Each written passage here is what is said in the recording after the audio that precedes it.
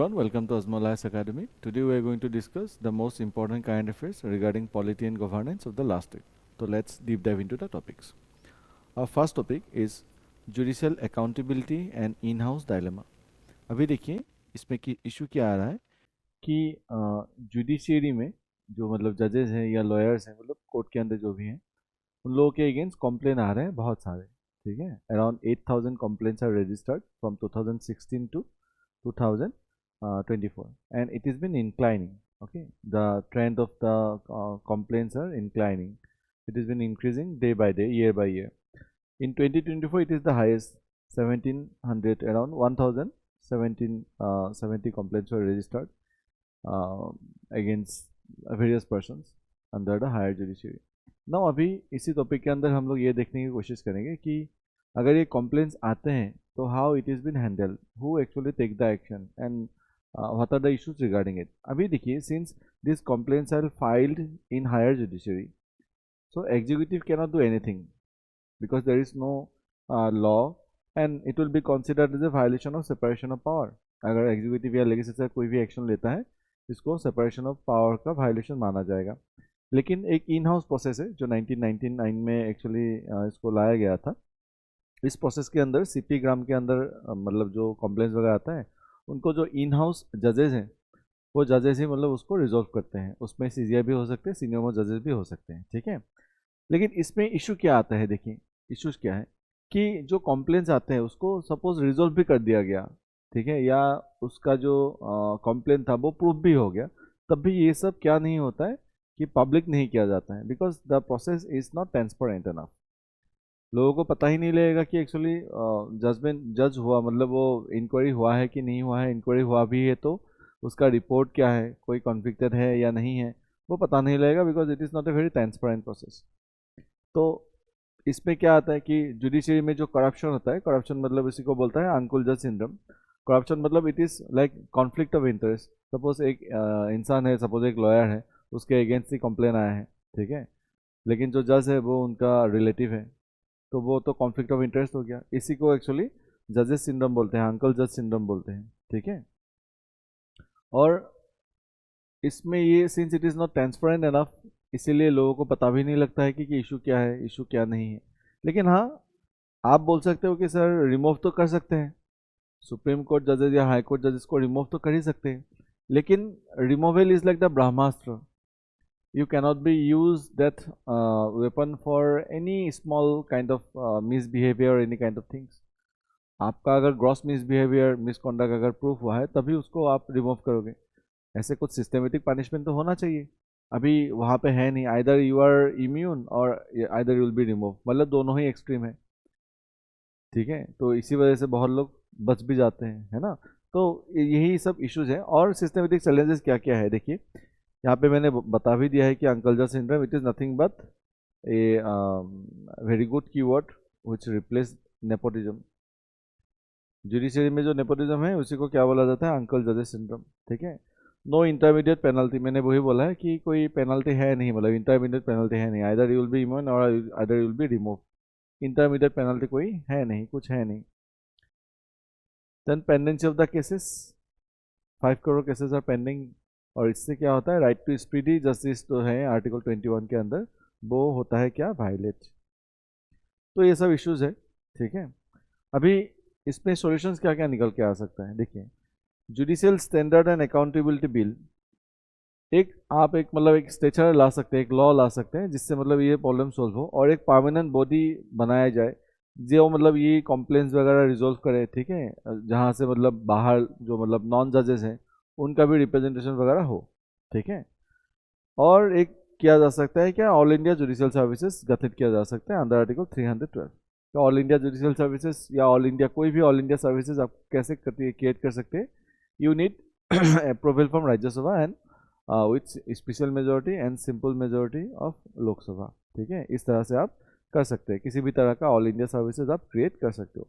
तो these are some of the solutions that is provided under this article. ठीक है, उसके बाद नेक्स्ट देखते हैं transparency versus secrecy, supreme court to review if data laws dilute the RTI. अभी देखिए एकदम सिंपल बताता हूँ मैं, इस पर क्या है.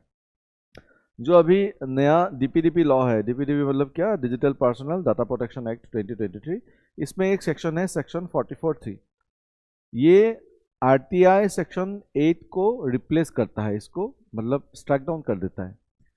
जो सेक्शन 44(3) है, इसमें ये बोला जाता है कि किसी भी तरह का personal information right to privacy के अंदर प्रोटेक्ट किया जाएगा, किसी भी पर्सनल डाटा को लीक नहीं किया जाएगा, ठीक है।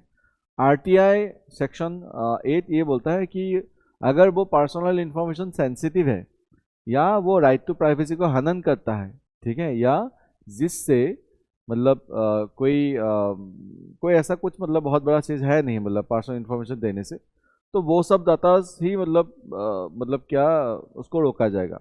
अगर सिंपल शब्द में बताऊं तो आरटीआई सेक्शन 8 के अंदर उन्हीं सब पर्सनल इंफॉर्मेशन को रोका जाएगा which are sensitive, which are matter of privacy and which are important for the national security, उन्हीं सबको रोका जाएगा। बाकी personal datas can be known by filing an RTI. अभी जो नया सेक्शन आया है डिजिटल प्रोटेक्शन एक्ट में सेक्शन 44 में, इसमें क्या किया गया है कि ब्लैंकेट बैन लगा दिया गया कि किसी तरह का पर्सनल इन्फॉर्मेशन आप मांग भी नहीं सकते हो।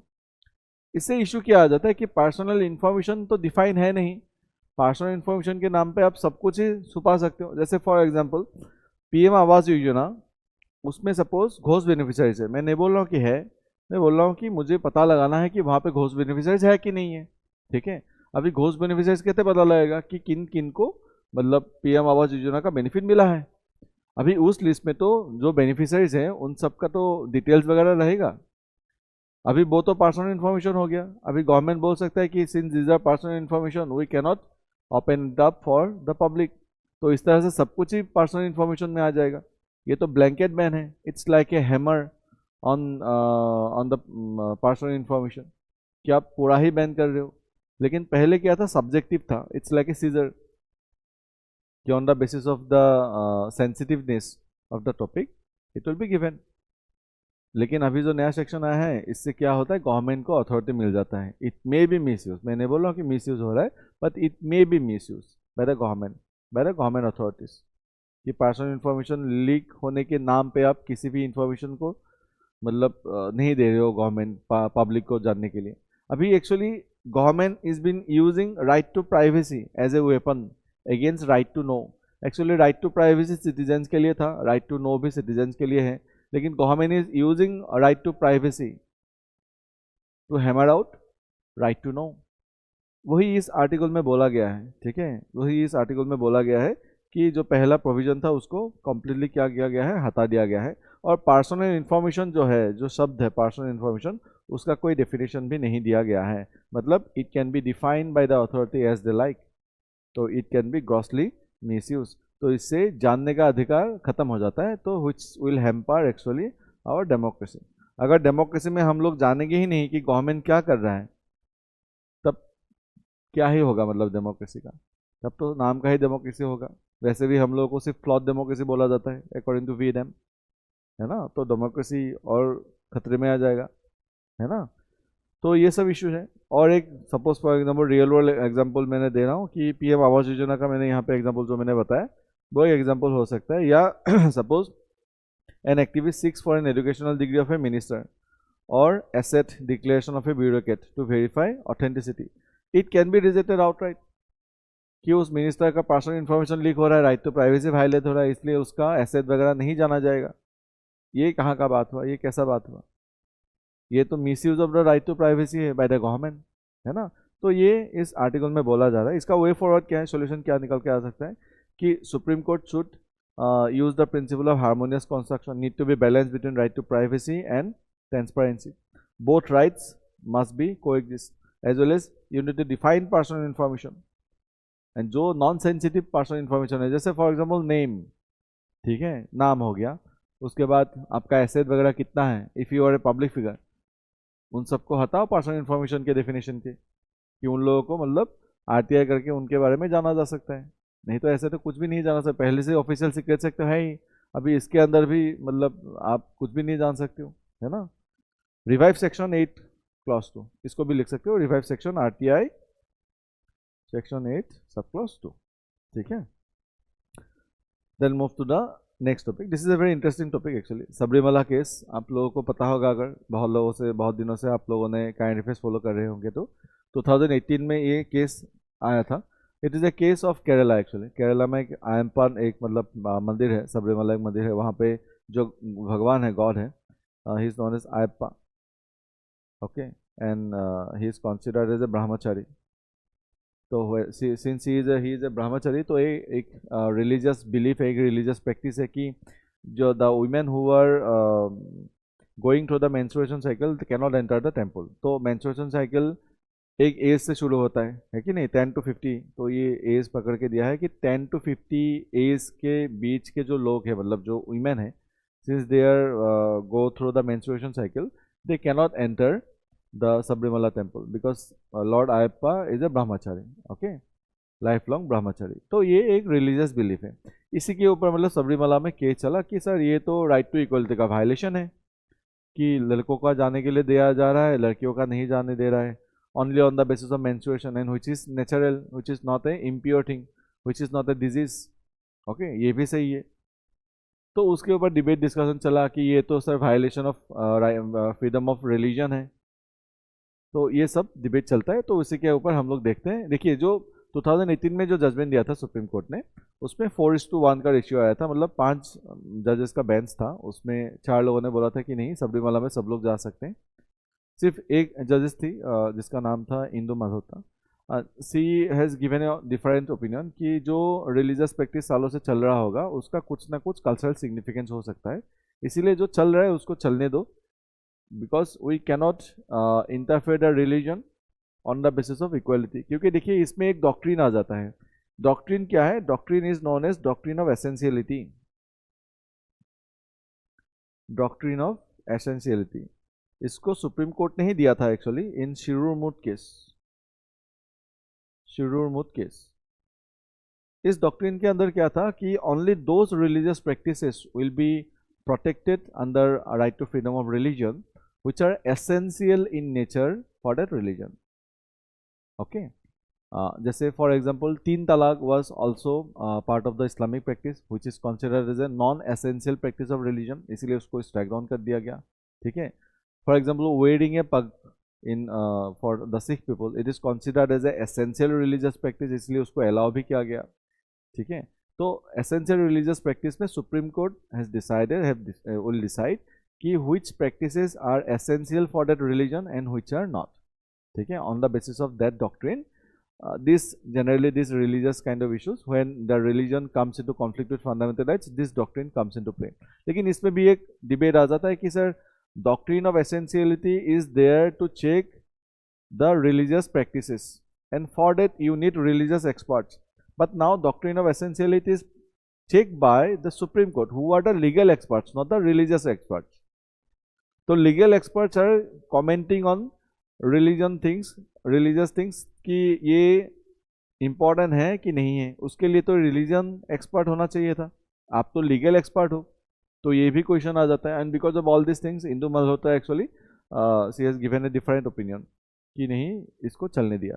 अभी ये चल रहा था केरला में, बहुत प्रोटेस्ट वगैरह चल रहा था इसके ऊपर।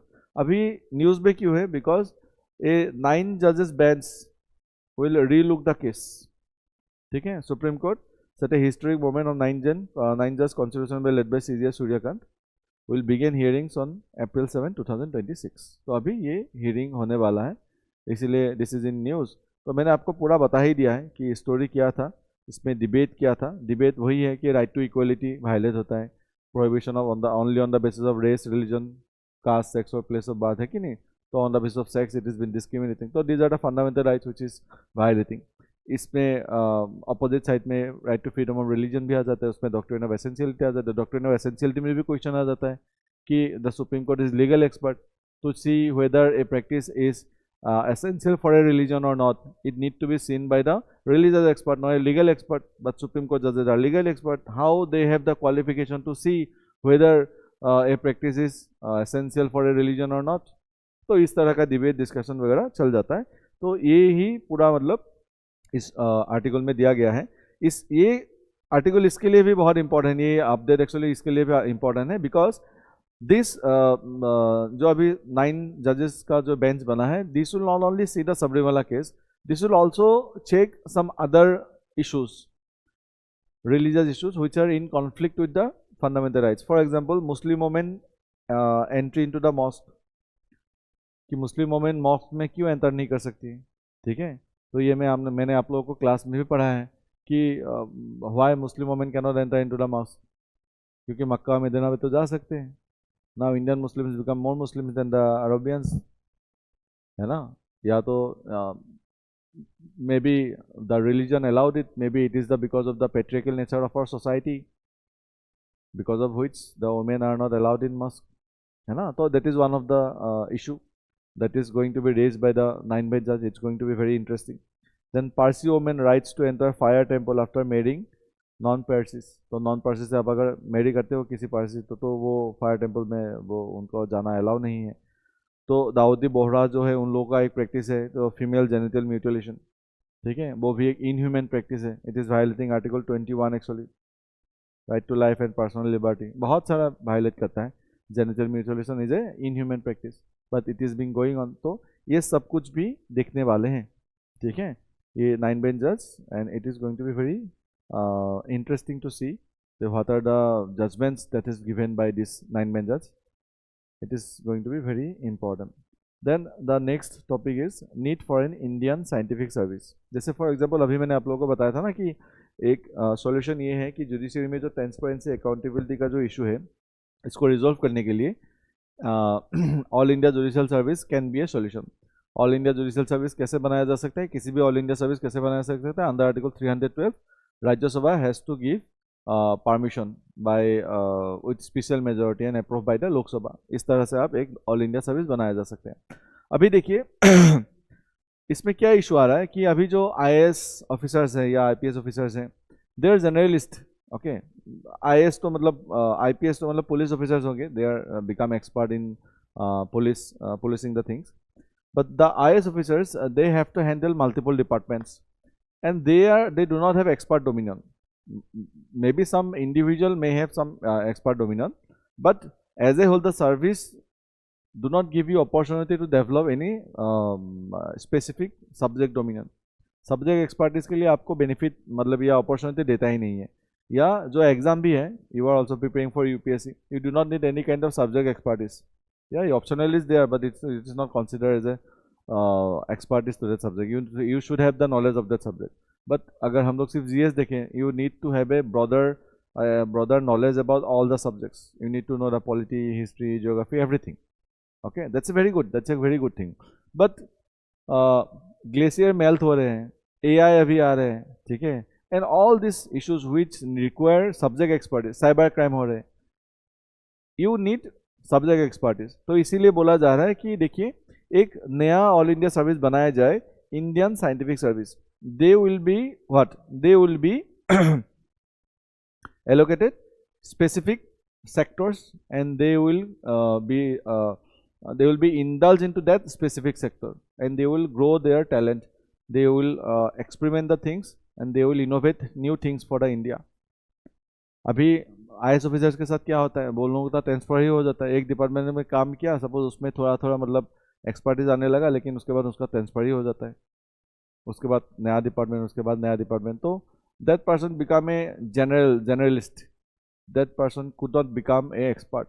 तो इसी प्रॉब्लम को सोल्व करने के लिए ये इंडियन साइंटिफिक सर्विस का मतलब एक आइडिया आया है कि दिस शुड बी इम्प्लीमेंटेड। इसको एक्चुअली जो सेकेंड ARC है उसने भी प्रमोट किया है कि हाँ सब्जेक्ट एक्सपर्टीज तो चाहिए।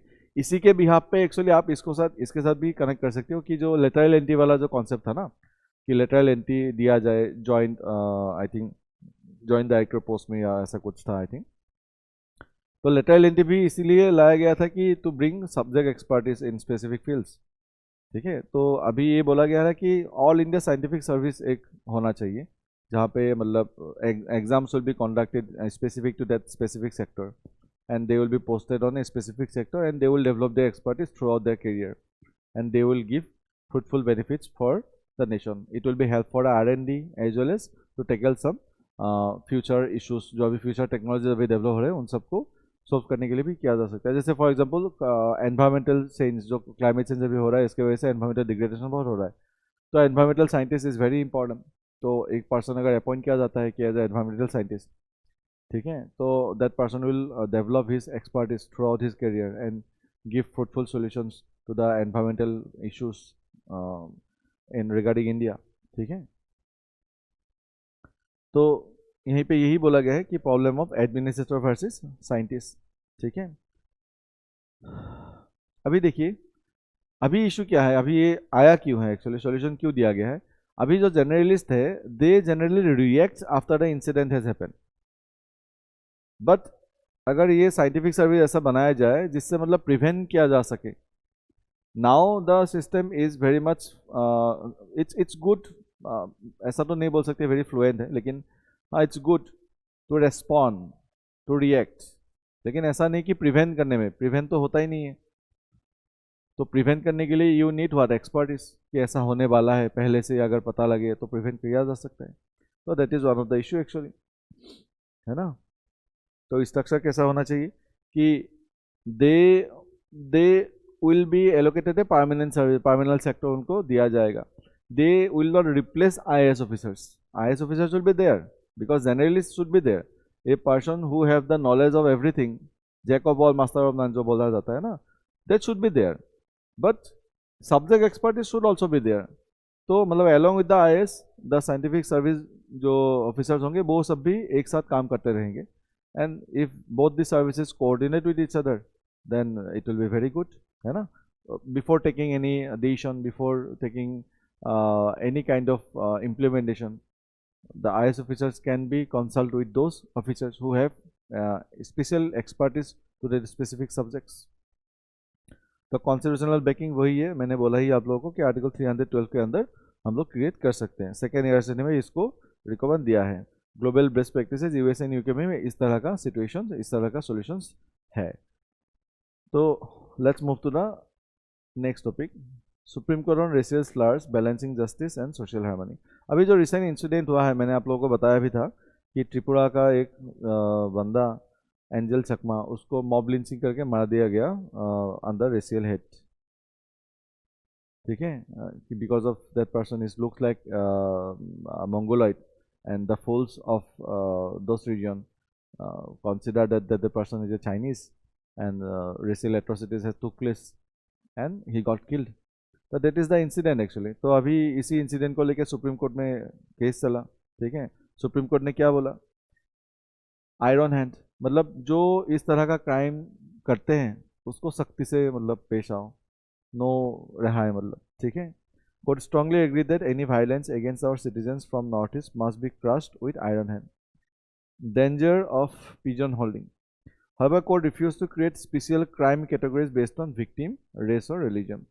तो ये मतलब उठाया गया था कि रेशियल क्राइम भी एक मतलब एक दूसरा एक लॉ लाइए जिससे जिसके अंदर मतलब रेशियल हेट्रेड ये सब भी डाला जाए। तो सुप्रीम कोर्ट बोला है कि रेशियल हेट्रेड अगर हम लोग लाएंगे स्पेसिफिक टू स्पेसिफिक रीजन, तब it will not be good for our unity and it will be seen like कि वो लोग अलग हैं, वो लोगों के लिए अलग रूल्स एंड रेगुलेशन है, it's create a sense of alienness. तो सुप्रीम कोर्ट बोल रहा है कि नहीं, ये सही नहीं है, लेकिन अगर ऐसा एट्रोसिटीज होता है तो आप सख्ती से बरतीजिए, लेकिन स्पेसिफिक लॉ आना सही नहीं है।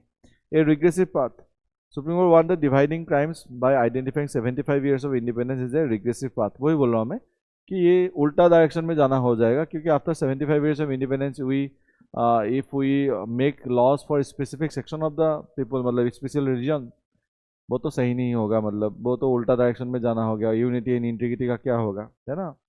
Over to the government, the court noted the making laws is the job of the parliament not the judiciary. अगर पार्लियामेंट चाहे तो लॉ बना सकता है, but it is not our responsibility to do. Dilemma क्या है देखिए, जो अभी कोर्ट ने बताया है यूनिवर्सलिज्म, ये सुप्रीम कोर्ट ये बोलता है कि law should be colour blind, सबके लिए इक्वल होना चाहिए, आर्टिकल 14, ठीक है। लेकिन उसका जो अपोजिट है पार्टिकुलरिज्म, ये बोलता है कि देखिए जो specially which are targeted, specially which are marginalised, specially which are discriminated, you need special laws because these are special sections of the society who got special treatment in a negative sense. Means special treatment means racial hatred, caste-based discrimination. Like already for caste-based discrimination, you have ST Protection Atrocities Act, Prohibition of Atrocities Act of 1989. You have it. Then why not it for the racial crime? You can also have it. लेकिन judiciary वही बोलता है कि law बनाने का काम parliament का है, जुडिशरी का नहीं है. तो it is upholding separation of power. ठीक है. तो अभी देखिए नॉर्थ ईस्ट के लोगों के लिए प्रोटेक्शन के लिए कमेटी भी बनाया गया था कि क्या किया जाए. बेजबुरा कमेटी ने क्या रिकमेंडेशन दिया था कि a landmark committee form to safety north east citizen living across India. It strongly recommended amending our penal codes to specifically punish racial slurs. लेकिन ये कमेटी रिकमेंडेशन है, इसके ऊपर बेस करके कोई ऐसा लॉ नहीं बना है. BNS सेक्शन 196, पहले ये 153 ये था आईपीसी में. इसे क्या है देखिए, रेशियल क्राइम्स को लेके कोई स्पेसिफिकली लॉ है नहीं, तो इसीलिए जो रेशियल हेट्रेज होता है उन सबको इसी के अंदर किया जाता है. प्रोमोट एनिमिटी, जो प्रोमोट एनिमिटी वाला क्लॉज है इसी के अंदर इसको डाला जाता है. स्पेसिफिक टू रेशियल हेट्रेज के लिए कोई लॉ वगैरह नहीं है. This is a question, you can attempt it. Then the next topic is reforming the higher judiciary, diversity and regional benches. अभी देखिए इसमें दो चीज़ है, diversity and regional benches. Diversity में हम लोग आएंगे कि देखिए जो हायर जुडिशरी है, हायर जुडिशरी में दो percentage of population, representation of percentage of population is need to be seen. It is very interesting because the population which is in the higher courts are very low. Women are only 14%. SC ST is very low. 79% of the judges are from higher caste. तो इस तरह का कुछ एक मतलब एक segmentation देखा जा सकता है जिससे एक particular section of the society got the benefit or they got reached to the higher courts and become judge, and a particular section of the society did not reach to that position. तो इससे ये पता लगता है कि social mobility कितना है हम लोगों का, है ना. It is very low at already I have mention, I have discuss various times. तो देखिए जुडिशरी में क्या क्या है. देखिए जुडिशरी में रिजर्वेशन सिस्टम तो है नहीं कि इतना एससी आएगा, इतना एसटी आएगा, इतना ओबीसी आएगा, वो तो है ही नहीं. तो एक डाटा निकल के आया है कि 2018 to 2014 almost 79% of the high court जजेस belong to upper caste. Scheduled caste, scheduled tribes made up less than 5% each and women accounted for only 14%. तो this is a very shocking data and it shows कि the particular section of the society are also discriminated in judicial representation. तो एक private member bill actually लाया गया है, ये topic इसीलिए इस न्यूज़ में है. प्राइवेट मेंबर बिल लाया गया है कि कॉन्स्टिट्यूशन को अमेंडमेंट करना चाहिए. ठीक है. And it demands two major changes to make our justice system fair for common man and making higher courts more socially diverse and setting up regional benches of supreme court. ठीक है. Diversity मतलब क्या, जो जजेस का जो proportion है वो भी क्या होना चाहिए, मतलब सब सेक्शन से होना चाहिए, तभी they can give judgement specific to that sections. They can know the agony or the issues faced by those sections of the society, and on the basis of that they can give the judgments. Similarly, when we say that we need more representation of women in parliament, similarly we need to also have more representation of women in judiciary. Like we have reservation of SC ST in our legislative seats in parliament also. We also need reservation in SC ST. तो उस तरह का कुछ provision लाने के लिए बोला जा रहा है. अभी देखिए इसको, ये जो इशू है, ये इशू के वजह से ही क्या है, देखिए अंकल जज सिंड्रोम वगैरह जो पेंडेंसी ये सब चल रहा है, इसी के वजह से हुआ रहा है.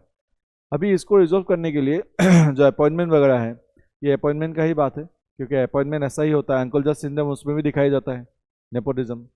ठीक है, कि फेवरेटिज्म हो रहा है. इस वजह से जो एक पार्टिकुलर कास्ट है उसी के लोगों को मिला जा रहा है, बाकियों को मिला ही नहीं जा रहा है, क्योंकि उस पार्टिकुलर सपोज एसटी में लोग बहुत, जजेस बहुत कम ही हैं, तो अगर फेवरेटिज्म हो रहा है तो एसटी वाले तो कभी पहुंच ही नहीं पाएंगे, है ना.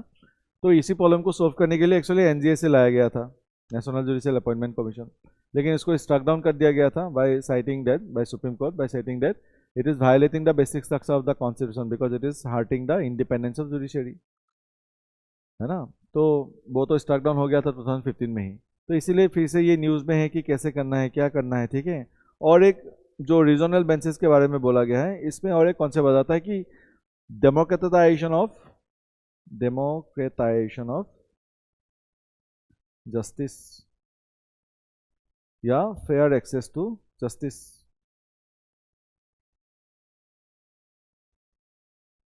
अभी देखिए एक प्रैक्टिकल बात बताता हूँ। एक इंसान दिल्ली में है, एक इंसान अरुणाचल में है। जो दिल्ली वाला व्यक्ति है वो सुप्रीम कोर्ट में जाने के लिए उसको भी तकलीफ होगा ही, ऑब्वियसली सुप्रीम कोर्ट में पैसा बहुत लगता है ना। लेकिन एटलीस्ट जियोग्राफिकल इशू तो नहीं है, पास में ही है, मतलब उसको जाके दिल्ली में रहना तो नहीं है। एंड अगर वो दिल्ली में है तो obviously that person is economically good. अगर इकोनॉमिकली गुड नहीं है तो वो तो सुप्रीम कोर्ट कभी जाएगा ही नहीं, वो पहुंचेगा ही नहीं। लेकिन फॉर एग्जाम्पल एक सेम ही व्यक्ति है, सेम ही इकोनॉमिकल बैकग्राउंड है, वो पैदा होता है अरुणाचल में, ठीक है, एक हिली रीजन में पैदा होता है, economical background almost similar type का ही है। वो तो दिल्ली जाने के लिए बहुत तकलीफ हो जाएगा उनको, क्योंकि वो उनको वहाँ पे जाना पड़ेगा, वहाँ पे रहना पड़ेगा, लॉयर से मिलना पड़ेगा, पैसा देना पड़ेगा। It's become very difficult for that person to get justice from supreme court. It is not a cheap procedure to get justice from supreme court. इसी को रिजर्व करने के लिए नालसा वगैरह है, लेकिन फिर भी तकलीफें तो बहुत है। NALSA does not include all the person. NALSA do not consider geography as a criteria to be included under the NALSA benefits. इसीलिए इस बिल में एक बेनिफिट, एक मतलब सजेशन दिया गया है कि regional branches, permanent regional branches होना चाहिए, जो सिर्फ कॉन्स्टिट्यूशनल जो मैटर्स है उन्हीं को, सिर्फ जो मेन सीट है एट द दिल्ली उनको देखना चाहिए। बाकी जो इश्यूज है, मतलब नॉन कॉन्स्टिट्यूशनल डिबेट जो है, जो सुप्रीम कोर्ट में रेफर होता है, उनके लिए रीजनल बेंचेस होना चाहिए। तो ये क्या बोलता है कि महाराष्ट्र में होना चाहिए, तमिलनाडु में होना चाहिए, और वेस्ट बंगाल में कलकत्ता में होना चाहिए, और दिल्ली तो है ही। तो 4 जगह पे, 4 में मेन में प्रिंसिपल सीट दिल्ली में हो गया, बाकी 4 जगहों में मतलब रीजनल ब्रांचेस होना चाहिए। सिमिलरली एक पर्सन अगर मतलब कर्नाटका को बिलोंग करता है, उसके लिए भी डिफिकल्ट होगा एज कम्पेयर टू हरियाणा या दिल्ली या यूपी, है ना। तो रीजनल बेंचेस गठित करना बहुत जरूरी है according to this private bill. तो यही टॉपिक था, ये जो टॉपिक था, दिस इज वेरी इंपॉर्टेंट, ठीक है, कि we need to democratise the justice. Otherwise what is the point of having a judicial system if it cannot deliver the justice to the citizens, and especially the backward section of the society? Okay, so that's it for today. These are the most important current affairs of this week. Hope you have enjoyed the session. Thank you.